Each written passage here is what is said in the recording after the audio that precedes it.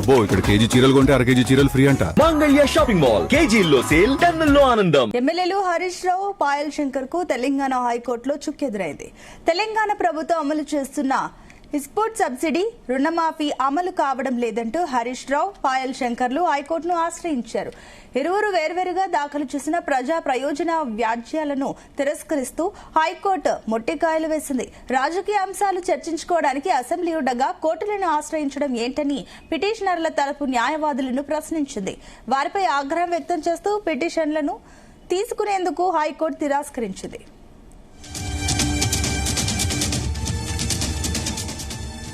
ఇదే అంశానికి సంబంధించి మరిన్ని డీటెయిల్స్ మా క్రైమ్ బ్యూరో చీఫ్ రవితేజ అందిస్తారు. రవితేజ, ఇద్దరు ఎమ్మెల్యేలు హరీష్ రావు, పాయల్ శంకర్ తెలంగాణ హైకోర్టులో ఇన్పుట్ సబ్సిడీ రుణమాఫీ అమలు కావడం లేదంటూ కొన్ని అభ్యంతరాలను వ్యక్తం చేస్తూ ప్రభుత్వానికి ఎన్నిసార్లు చెప్పినా వీరు దీన్ని అమలు చేయట్లేదు, కోర్టు దృష్టికి తీసుకెళ్తే కోర్టు ఆదేశాల ప్రకారంగా ప్రభుత్వం ఈ సరఫరా ప్రారంభిస్తుందేమో అన్న ఒక ఆలోచనతోటి ఎమ్మెల్యేలు హరీష్ రావు, పాయల్ శంకర్ హైకోర్టుని ఆశ్రయించి హైకోర్టులో పిటిషన్ దాఖలు చేయడం జరిగింది. వేరువేరుగా దాఖలు చేసినటువంటి ప్రజా ప్రయోజన వ్యాజ్యాలను కోర్టు తిరస్కరిస్తూ ఈ నిర్ణయాన్ని వ్యక్తం చేసినట్టుగా తెలుస్తుంది. ఇన్పుట్ సబ్సిడీ రుణమాఫీ అమలు కావడం లేదంటూ హైకోర్టులో వేసినటువంటి పిటిషన్ లో వీటిపైన చర్చించేందుకు అటు ప్రభుత్వం ఉంది, దానికి వేదికగా అసెంబ్లీ ఉంది. ఆ సమావేశాల సందర్భంగా ఇది అసెంబ్లీ హాల్లో చర్చ జరపాల్సినటువంటి అంశాలను తీసుకొచ్చి హైకోర్టులో వేసి అనుకూలమైనటువంటి తీర్పులు కావాలంటూ కూడా ఇద్దరు ఎమ్మెల్యేలు వేసినటువంటి పిటిషన్ ని హైకోర్టు ఆగ్రహం వ్యక్తం చేస్తూ తిరస్కరించినట్టుగా తెలుస్తుంది. అసెంబ్లీ లాంటి వేదికలు ఉండగా కోర్టులని ఆశ్రయించాల్సినటువంటి అవసరం ఎందుకు వస్తా ఉంది అంటూ కూడా గత విచారణలో హైకోర్టు ఈ అంశాన్ని పేర్కొన్నట్టుగా తెలుస్తోంది. Payal Shankar, MLA Harish Rao input subsidy రుణమాఫీ అమలుకు సంబంధించి రాష్ట్ర ప్రభుత్వం పెట్టినటువంటి మేనిఫెస్టోని అమలు చేయట్లేదు, ఇది తీవ్రంగా నష్టపోతా ఉన్నారు. ఈ సబ్సిడీ విషయంలో గానీ, రుణమాఫీ విషయంలో గానీ రైతులు, సాధారణ వ్యక్తులు, ఓటర్లు అనేక సమస్యలు ఎదుర్కొంటా ఉన్నారు. ప్రభుత్వం నిమ్మకు నీరెత్తినట్టుగా వ్యవహరిస్తా ఉంది. అసలు మేనిఫెస్టోలో పెట్టినటువంటి ఏ పథకాన్ని ఇప్పటివరకు ఇంప్లిమెంట్ చేయలేదు.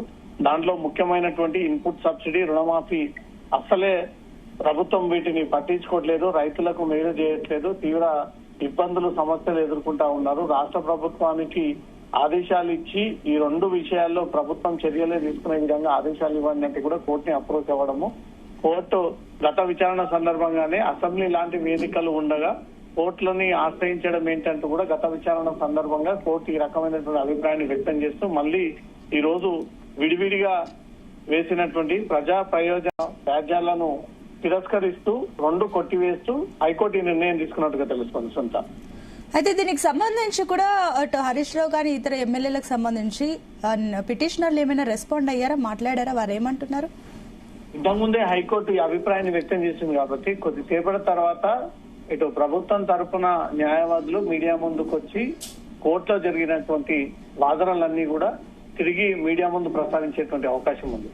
ఇద్దరు కూడా వేరువేరు వేసినటువంటి పిటిషన్ల పైన వాళ్ళ అభ్యంతరాలు ఏంటి, కోర్టు ఏ అంశాలు పరిగణలోకి తీసుకుంది, ఇటు ప్రభుత్వం తరఫున న్యాయవాదులు ఎలాంటి వాదనలు వినిపించారు, ఇద్దరు ఎమ్మెల్యేల తరఫున న్యాయవాదులు ఏ రకమైనటువంటి వాదనలు వినిపించారు, కోర్టు ఎందుకు తిరస్కరించాల్సి వచ్చింది, ఇవన్నీ కూడా ప్రభుత్వం అమలు చేస్తానంటూ వాగ్దానాలు ఇచ్చినటువంటి మేనిఫెస్టోలో ఉన్నటువంటి అంశాలు కాబట్టి ఇవన్నీ అసెంబ్లీలో చర్చించాల్సింది పోయి ప్రతిదీ తీసుకొచ్చి హైకోర్టులో వేసి హైకోర్టు ద్వారా రాష్ట్ర ప్రభుత్వాన్ని మొట్టికాయలు వేయించేటువంటి ప్రయత్నం స్పష్టంగా కనబడతా ఉంది. కాబట్టి ఇది రాజకీయ ఉద్దేశంతో వేసినటువంటి పిటిషన్ లాగా న్యాయవాదులు భావిస్తా ఉన్నారు. వీటికి సంబంధించినటువంటి వివరాలన్నీ కూడా మరి కాసేపులో మీడియా ముందుకు వచ్చి న్యాయవాదులు అన్ని కూడా వివరించబోతా ఉన్నారు. ఇప్పటికైతే కోర్టు గత విచారణ సందర్భంగా అసెంబ్లీ వేదికగా చర్చాల్సినటువంటి అంశాలను తీసుకొచ్చి హైకోర్టులో వేశారంటూ కూడా గతంలోనే వ్యక్తం చేసింది. కాబట్టి దీన్ని పరిగణలోకి తీసుకొని ఇద్దరు వేసినటువంటి పిటిషన్ ఇది కోర్టు జోక్యం చేసుకునేటువంటి అంశం కాదు, కోర్టులో విచారణ జరిపి ప్రభుత్వానికి ఆదేశాలు ఇచ్చేటువంటి సబ్జెక్ట్ కాదు, ఇది రాజకీయ పరమైనటువంటి సబ్జెక్టు. ప్రభుత్వం ఇచ్చినటువంటి హామీలని క్వశ్చన్ చేసి అసెంబ్లీలో ప్రస్తావించాల్సింది పోయి కోర్టు పరిధిలోకి తీసుకొచ్చారు. కాబట్టి కోర్టు ఈ విషయాలన్నీ కూడా గ్రహించి ఆ రెండు పిటిషన్లు కూడా డిస్మిస్ చేస్తూ తిరస్కరిస్తూ ఈ నిర్ణయం తీసుకొని ఉంటాం. Okay, right. Thank you Raviteja.